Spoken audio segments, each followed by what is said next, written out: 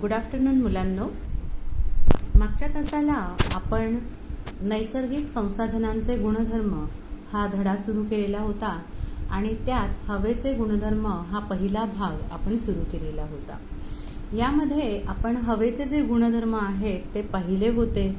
तो म्हणजे हवा एक मिश्रण आहे वेगवेगळ्या वायूंचं आणि हे वायू जे आहेत हे आपल्याला स्वतंत्र करता येतात या मिश्रणातून. त्याचप्रमाणे आपण गुणधर्म असे पाहिले होते की हवा आपल्याला प्रत्यक्ष दिसत नाही, ती आपल्याला स्पर्शामुळे किंवा झाडे कपडे हलल्यामुळे तिचं आपल्याला अस्तित्व जाणवतं. त्याचप्रमाणे तिला स्वतःचा असा रंग, वास, चव आणि आकार नाही. ज्या वेळेला तिच्यामध्ये आपण एखादा रंगीत वायू सोडतो त्यावेळेला तो रंग हवा घेते. त्याचप्रमाणे हवेला स्वतःचा असा वास नसतो. तिच्यामध्ये जो सुवास किंवा दुर्गंधी मिक्स होईल त्याचा वास हवेमुळे पसरतो. तसंच आपण पाहिलं की हवेला आकार नसतो. हवा ज्या ठिकाणी असेल त्या ठिकाणी ती त्या भागाचा आकार घेते. म्हणजे समजा जर आपण फुगा फुगवला तर फुग्यामध्ये असणारी जी हवा आहे ती गोलाकार बनते. तोच जर फुगा हार्ट शेपचा असेल तर हवा तो आकार घेते आणि तोच फुगा जर दंडाकार असा लांब असेल, म्हणजे तुम्ही माकड वगैरे बनवलेलं बघितलं असेल फुग्यांचं, तर त्याची शेपटी हात बनवताना जो लांबट फुगा वापरतात तर त्याच्यामध्ये भरलेली हवा जी आहे ती तसा आकार घेत असते. त्याचप्रमाणे हवेला स्वतःची चव नसते, ती चव नसणारी अशी आहे. त्यानंतर आपण असं बघितलं की हवेला वस्तुमान आणि वजन आहे. हवेला स्वतःचा दाब आहे, त्याला वातावरणाचा दाब असं म्हटलं जातं. त्यानंतर आपण बघितलं होतं की हवेचा हा जो दाब आहे हा 1,01,400 न्यूटन प्रति चौरस मीटर इतका आहे आणि तो वायुदाब मापकाने मोजला जातो. त्यानंतर आपण हा प्रयोग बघितला होता की जो डॅनियल बर्नोली या स्वीडिश शास्त्रज्ञाच्या तत्वावरती कार्य करत होता. आणि एक खाली प्रश्न आपण बघितला होता की हवेचे तापमान वाढले की त्याच्या हवेच्या दाबावर काय परिणाम होतो. तर हे जे परिणाम आहेत ते आता आपण पुढे पाहणार आहोत. मुलांनो, मी तुम्हाला मागच्या तासांना पण असं सांगितलं होतं की हवेच्या दाबाचा तापमानाशी जो संबंध आहे तो तुम्ही भूगोलच्या पुस्तकामध्ये पण शिकणार आहात. रादर हवेच्या दाबाचे जे पट्टे आहेत, वातावरणाचे पट्टे, उष्णकटिबंध, समशीतोष्ण कटिबंध, शीतकटिबंध, हे पृथ्वीच्या आकारामुळे आणि त्या ठिकाणी पोहोचणाऱ्या सूर्याच्या प्रकाश किरणांमुळे तयार होत असतात. तर या कटिबंधांच्या दरम्यान जी हवा वाहते याला कारणीभूत त्या ठिकाणी असणारं तापमान हे असतं. जेव्हा दोन ठिकाणच्या हवेतल्या दाबांमध्ये फरक पडतो त्यावेळेला हवा जी आहे ही जास्त दाबाच्या ठिकाणापासून कमी दाबाच्या ठिकाणी वाहू लागते. म्हणजे काय होतं बघा, तुम्ही साधारण दुपारच्या वेळेला जर एखाद्या उघड्या मैदानामध्ये किंवा आपल्या शाळेच्या समोरच्या ग्राउंडमध्ये जर पाहिलं तर काय दिसतं, तर आपल्याला हवा वाहताना जास्त प्रमाणामध्ये दिसते. ती हवा गरम असते आणि हवा जी फिरते ती थोडीशी गोल गोल फिरत असलेली आपल्याला आढळते. याचं कारण तिच्याबरोबर येणारा कचरा जो आहे तो गोल गोल फिरताना दिसतो. याचं कारण असं आहे मुलांनो की साधारण 11-12च्या नंतर सूर्याच्या किरणांची जी तीव्रता आहे, उष्णता आहे, ही वाढलेली असते आणि त्यामुळे हवेचे जे थर आहेत हे तापायला लागतात. हवा तापली की ती हलकी होते, विरळ होते, ती वर वर जायला लागते आणि अशा रीतीने त्या ठिकाणी असलेली हवा विरळ झाल्यामुळे त्या ठिकाणी हवेचा जो दाब आहे हा कमी होतो. मग अशा वेळेला हा दाब काय म्हणू आपण त्याला ॲडजस्ट करण्यासाठी दुसऱ्या ठिकाणी असणारी थंड हवा जी आहे ही त्या गरम झालेल्या हवेच्या ठिकाणी, विरळ झालेल्या हवेच्या ठिकाणी वाहू लागते. आता ज्या ठिकाणी उष्णता कमी असते त्या ठिकाणी हवा जी आहे ही जास्त जवळजवळ भूपृष्ठाच्या जवळजवळ येऊ लागते. त्यामुळे तिची घनता वाढते आणि हवेचा दाब त्या ठिकाणी वाढतो. म्हणून तुम्ही जर थंडीच्या दिवसामध्ये बघितलं तर हवेचा दाब आपल्याला जास्त असलेला किंवा भूपृष्ठावरती असलेला आपल्याला आढळतो. तर अशा ठिकाणी असलेली हवा जी आहे ही हवेचा दाब वाढल्यामुळे ती कमी हवेच्या दाबाकडे वाहू लागते आणि अशा रीतीने वाऱ्यांची निर्मिती ही होत असते. आता हे जे वारे आहेत यांचा फायदा आपल्याला निरनिराळ्या प्रकारे होत असतो. तो तुम्हाला भूगोलाच्या पुस्तकामध्ये वारे नावाचा जो धडा आहे त्याच्यामधून कळेल. तर हा जो धडा आहे तुम्ही जरूर वाचा, म्हणजे तुम्हाला त्याच्याबद्दल पूर्ण माहिती मिळू शकेल. आता हा एक तुम्हाला प्रयोग दिलेला आहे. हा तुम्ही प्रयोग आत्ताच नाही तर यापूर्वीसुद्धा करून बघितलेला असेल. एका स्टीलच्या ग्लासामध्ये बर्फाचे तुकडे घ्या. आता बर्फाचे तुकडे घेतल्यावर काय होईल तर ग्लास जे आहे हे थंड होत जातं आणि त्यामुळे ग्लासाभोवती असलेल्या हवेला सुद्धा थंडावा मिळतो. आपण हवा ही मिश्रण आहे आणि मग त्यामध्ये कोणते कोणते घटक असतात हे बघितलं तर त्यावेळेला असं आपण म्हटलेलं होतं की हवेमध्ये ऑक्सिजन, कार्बन डायऑक्साईड, नायट्रोजन वायू, निऑन, आर्गॉन, क्रिप्टॉन यासारखे हे 7 वायू आहेत बरं का, निष्क्रिय वायू. त्याच्यानंतर कार्बन डायऑक्साईड आणि हवेमध्ये पाण्याचं बाष्प सुद्धा असतं. तर हे पाण्याचं जे बाष्प आहे याला थंडावा लागल्यामुळे हे जे पाण्याचं बाष्प आहे त्याचं संघनन व्हायला लागतं. म्हणजे काय व्हायला लागतं तर बाष्पाचं रूपांतर पाण्यामध्ये व्हायला लागतं. तुम्हाला पाण्याच्या 3 अवस्था माहिती आहेत हां. घनरूप बर्फ आहे, द्रवरूप पाणी आहे आणि वायुरूप ही पाण्याची वाफ आहे. ज्या वेळेला आपण बर्फाला उष्णता देतो त्याचं रूपांतर पाण्यामध्ये होतं. त्याचप्रमाणे पाण्याला उष्णता दिली की एका ठराविक तापमानानंतर पाणी उकळू लागतं, म्हणजे 100 अंश सेल्सिअसवरती पाणी उकळू लागतं. ज्या पाण्याच्या थेंबांना जास्त उष्णता मिळालेली असते त्यांचं रूपांतर पाण्याच्या बाष्पामध्ये, वाफेमध्ये व्हायला सुरुवात झालेली असते. याच्या विरुद्ध ज्या वेळेला या रूपामधून आपण उष्णता काढून घेतो, म्हणजेच जेव्हा पाण्याचं जे बाष्प आहे हे थंड होतं तर त्या क्रियेला संघनन असं म्हटलं जातं आणि बाष्पाचं रूपांतर हे पाण्यामध्ये व्हायला लागतं आणि हे पाणी ग्लासाच्या बाजूने चिकटलेलं आपल्याला आढळून येतं. त्याचप्रमाणे पाण्याला आणखी थंडावा दिला, 0 अंश सेल्सिअसच्या खाली पाण्याचं तापमान जायला लागलं की त्याचं रूपांतर बर्फामध्ये झालेलं आपल्याला आढळून येतं. तर अशा रीतीने हवेमध्ये जे बाष्प आहे त्याचं प्रमाण हे वेगवेगळं असतं, वेगवेगळ्या ठिकाणी वेगवेगळं असतं. म्हणजे सकाळच्या वेळेला वेगळं असतं, दुपारच्या वेळेला वेगळं असतं आणि रात्री वेगळं असलेलं आपल्याला आढळून येतं. त्याचप्रमाणे आपल्या भागामध्ये जे वेगवेगळे ऋतू असतात तर त्या ऋतूप्रमाणे सुद्धा बाष्पाचं प्रमाण कमी असलेलं आपल्याला आढळून येतं.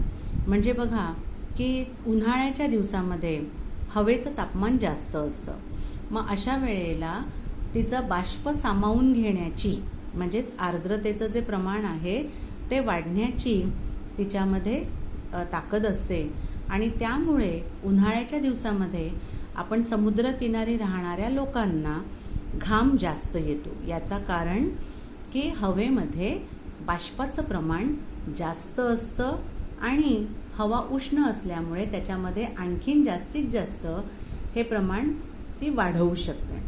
याच्या विरुद्ध जर का आपण थंडीच्या दिवसामध्ये बघितलं तर हवा थंड असते आणि त्यामुळे त्या काळामध्ये आपल्याला हवेमध्ये बाष्पाचं जे प्रमाण आहे हे अगदीच कमी असलेलं आढळून येतं आणि त्यामुळे थंडीच्या दिवसात आपल्याला घाम येत नाही. पावसाळ्याच्या दिवसामध्ये काय होतं की एका ठराविक हवा तर उष्ण असते आणि म्हणून बघा पाऊस पडायच्या अगोदर आपल्याला खूप गरम व्हायला लागतं. याचं कारण त्या काळामध्ये हवा जास्त उष्ण असते, त्याच्यामुळे त्याच्यामध्ये जास्तीत जास्त आर्द्रता सामावायला लागते. एकदा का ती हवा बाष्प संपृक्त झाली म्हणजेच तिच्यामध्ये आर्द्रता टिकवून ठेवण्याची जी क्षमता आहे ती पूर्ण झाली की त्या बाष्पाचं रूपान पावसामध्ये होतं, हवा थंड होते आणि पाऊस पडायला लागतो आणि आपल्याला सुद्धा जे पाऊस पडण्याच्या अगोदर खूप गरम होत असतं ते पाऊस पडल्यावरती हळूहळू आपल्याला थंडावा जाणवायला लागतो. तर अशा रीतीने आपल्याला याच्यामध्ये आढळून येतं की हवेच्या तापमानावरतीच ही बाष्प धरून ठेवण्याची जी क्षमता आहे ही बदलत असते. उष्ण हवेमध्ये जास्त बाष्प पकडून ठेवलं जातं तर थंड हवेमध्ये बाष्प संपृक्तता म्हणजेच बाष्प धरून ठेवण्याची क्षमता ही कमी असते.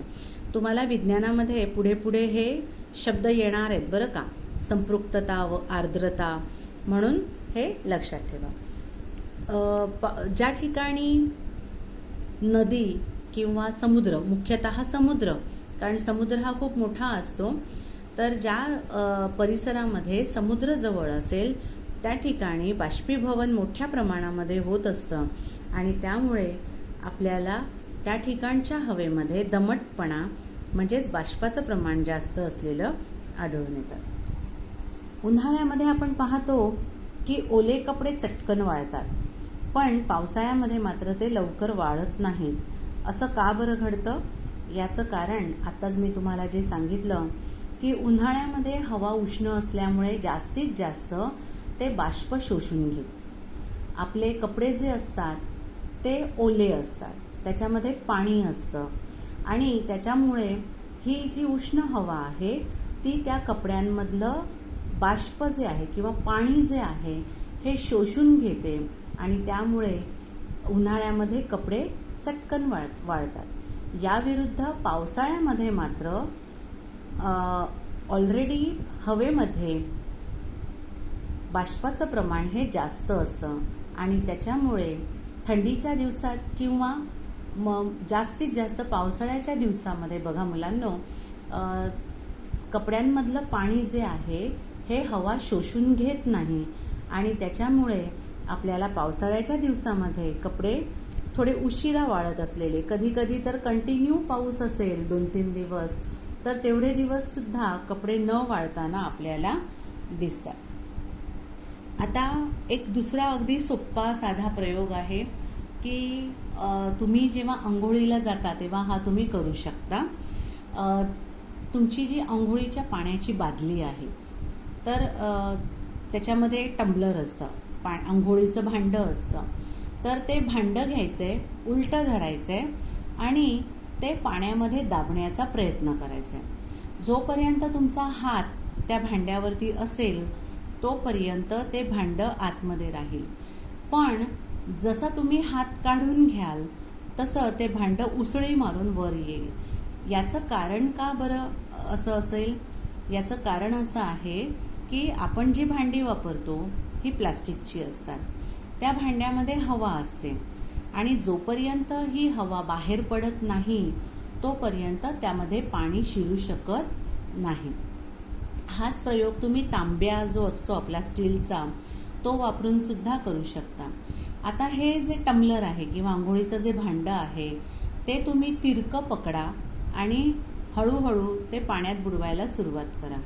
पाणी त्याच्यामध्ये शिरलेलं तुम्हाला आढळेल, कारण हे भांडं जेव्हा आपण तिरकं धरतो त्यावेळेला वरच्या भागातून हवा बाहेर पडते आणि ज्या भागामध्ये आंघोळीच्या भांड्याचा भाग जो पाण्यामध्ये आहे त्या ठिकाणाहून पाणी आतमध्ये चढायला लागतं भांड्यामध्ये. तर अशा रीतीने जोपर्यंत हवा त्या भांड्यात असते तोपर्यंत पाणी त्यामध्ये शिरू शकत नाही. तर अशा रीतीने हा जो हे आहे प्रयोग जो आहे छोटासा, ही कृती तुम्ही करून बघायची आहे. आता आपण कालच्या ह्याच्यामध्ये बघितलेलं होतं की हवा हे काही वायू जे आहेत, ऑक्सिजन, कार्बन डायऑक्साईड, नायट्रोजन, वेगवेगळे निष्क्रिय वायू यांचं मिश्रण आहे. तर या हवेतल्या काही वायूंबरोबरच त्याच्यामध्ये धूळ असते. तुम्ही बघा, आपण घरामध्ये 2-3 वेळा झाडू मारली तरी सुद्धा आपल्याला प्रत्येक वेळेला झाडूबरोबर धूळ येताना आढळून येते. म्हणजेच हवेबरोबर धूळ सुद्धा वाहून येत असते. त्याचप्रमाणे त्या परिसरामध्ये जर काही जाळलं गेलं तर तो धूर सुद्धा हवेबरोबर पसरतो. त्याचप्रमाणे आपण आत्ताच बघितलं की पाण्याचं जे बाष्प आहे ते सुद्धा हवेमध्ये असतं आणि ते अगदी छोट्या छोट्या कणांपासून, त्या बाष्पाच्या रेणूंपासून बनलेलं असतं. हे जेव्हा प्रकाश किरण हवेतल्या या सूक्ष्म किरणांवर पडतात, कणांवर पडतात, तेव्हा ते प्रकाशाला सर्व दिशेने विखुरतात. तर या नैसर्गिक घटनेला प्रकाशाचे विकिरण असे म्हणतात. आता याचं उदाहरण अगदी साधं सोपं जर बघायचं झालं तर गावाला आपली घरं जी आहेत ही कौलारू घरं असतात आणि त्याच्यामध्ये कौलं लावताना प्रत्येक खोलीमध्ये एक त्या कौलांमध्ये काच लावलेली असते. या काचेमधून प्रकाशाचा जो कवळसा पडत असतो त्या घरामध्ये, त्याच्यामुळे त्या खोलीमध्ये आपल्याला उजेड पडत असलेला आढळतो. आणि त्या कवडशाचं जर का तुम्ही व्यवस्थित निरीक्षण केलं तर तुम्हाला असं आढळेल की त्याच्यामध्ये तुम्हाला इतस्तः धुळीचे कण फिरताना दिसतात. तर या धुळीच्या कणांवरूनच ते जे सूर्यकिरणं आहेत ते त्याच्यावरती आपटून सगळीकडे पसरतात आणि त्याच्यामुळे त्या खोलीमध्ये प्रकाश पसरलेला आपल्याला आढळून येतो. अगदी आपल्या बाहेर सुद्धा जे आपल्याला सगळं दिसतं किंवा आपल्याला जो प्रकाश दिसतो याचं कारण हेच आहे की आपल्या हवेमध्ये असणारे फिरणारे जे धुळीचे कण आहेत त्याच्यावरून हे प्रकाश किरण विखुरतात आणि त्याच्यामुळे ते किरण आपल्या डोळ्यामध्ये गेल्यामुळे आपल्याला सगळ्या वस्तू दिसत असतात. आता हवेची आपण वेगवेगळी कार्य बघितली, त्याच्यामध्ये आणखीन एक कार्य महत्त्वाचं आहे ते म्हणजे तापमान नियंत्रण. म्हणजे काय मुलांनो? तर आपल्याला माहिती आहे की सूर्याकडून आपल्याला उष्णता आणि प्रकाश ही मिळत असते. ही जी ऊर्जा आपल्याला सूर्याच्या उष्णतेच्या रूपात मिळते तर ती पृथ्वीवरून परत बाहेर फेकली जात असते. पृथ्वीभोवती जे हवेमध्ये बाष्प, कार्बन डायऑक्साईड यासारखे जे घटक आहेत ते उष्णतेचा काही भाग शोषून ते इतर घटकांना देतात. की जसं आपण बघितलं की उष्ण हवेमध्ये बाष्प जास्त प्रमाणामध्ये असतं, तर त्यामुळे पृथ्वीचा पृष्ठभाग हा उबदार राहायला मदत होत असते, त्याच्यापासून पाऊस पडत असतो आणि त्यामुळे पृथ्वीवरच्या जीवसृष्टीला त्याच्यामुळे अनुकूलता मिळते आणि त्यांची वाढ होत असते. आणि वनस्पती ही जी जीवसृष्टी आहेत ही एकमेकांवरती अवलंबून आहे. वनस्पती आहेत म्हणूनच प्राणीसृष्टीसुद्धा आहेत मुलांनो, हे लक्षात ठेवा. जर का या पृथ्वीवरती हवाच नसती तर हे जे तापमान, जे सरासरी तापमान टिकून राहिलं असतं ते राहिलं नसतं आणि आपल्या पृथ्वीवरती ही सजीव सृष्टी आपल्याला जिवंत राहिलेली दिसली नसते. आपल्या अवतीभोवतीची जर का सर्व हवा काढून टाकली तर काय होईल? तर आपण श्वासोच्छवास करू शकणार नाही. त्याचप्रमाणे आपल्याला आपण जे काही पाहतो, ऐकतो, तर याच्यासाठी माध्यमाची गरज असते आणि हवा हे एक महत्त्वाचं कार्य हे करत असते. म्हणजेच आपल्या जगण्यापासून तर ते आपल्या ऐकण्या बोलण्याच्या सगळ्या क्रिया ह्या हवेच्या माध्यमावरती अवलंबून असलेल्या आपल्याला आढळून येतात. आपल्याला जे आवाज ऐकू येतात ते या हवेमधून येत असतात. जेव्हा थंडीमध्ये हवेची घनता वाढते त्यावेळेला आपल्याला थंडीमध्ये अगदी दूरवर असलेल्या आगगाडीचा किंवा काही ज्या घटना घडत असतात त्यांचा आवाज स्पष्टपणे ऐकू येतो. याच्या विरुद्ध उन्हाळ्याच्या दिवसामध्ये ही जी हवेची घनता असते ती विरळ झालेली असते आणि त्यामुळे त्यावेळेला एवढे स्पष्ट आवाज आपल्याला ऐकायला येत नाही. तर अशा रीतीने मुलांना ध्वनीचे प्रसारण होण्यासाठी सुद्धा हवेचा माध्यम म्हणून उपयोग होत असतो. हा एवढा भाग जो आहे पूर्ण हवेच्या गुणधर्मांचा भाग हा आपण आज पूर्ण झालेला आहे. तर हा पूर्ण भाग तुम्ही व्यवस्थित वाचून काढायचा आहे आणि हवेचे कोणकोणते गुणधर्म मी तुम्हाला सांगितले हे लिहून काढायचे आहे. शेवटच्या वेळी मी तुम्हाला हवेचे गुणधर्म लिहून देणारच आहे, पण त्या अगोदर तुम्ही स्वतःहून हे हवेचे गुणधर्म लिहून काढण्याचा प्रयत्न करा. ठीक आहे. पुढच्या तासाला आपण पाणी हे जे नैसर्गिक संसाधन आहे हे पाहणार आहोत. ठीक आहे. Good bye.